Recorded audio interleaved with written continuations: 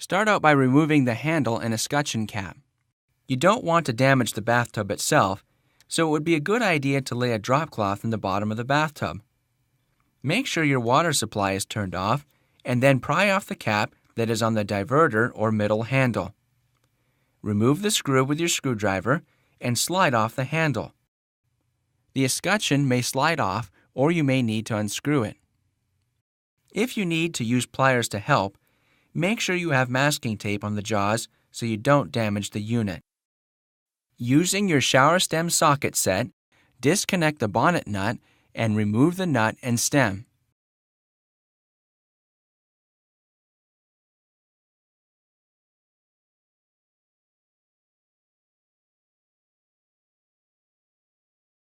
Remove the trap and dump out any debris that is in it. You will now need to determine whether or not it would be best to replace the trap and fittings or not. Inspect the fittings and slip nuts closely.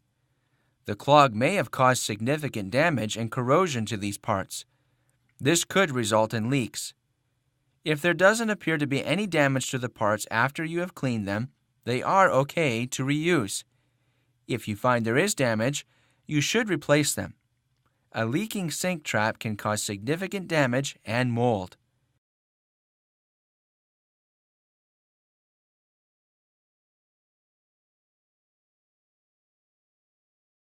Lift the toilet up and gently place it on an old towel. It would be a good idea to plug up the hole in the floor in case you drop something down there, and also to block the foul odors. Remove the old wax ring with a putty knife. Take out your new wax ring and press it onto the center of the hole on the bottom of the toilet or on top of the hole in the floor. Before placing the toilet back, take the rag out of the hole and check that the flange bolts are still in place in the toilet flange. The new wax ring may cause the toilet to be taller than before, and thus the bolts may be too short.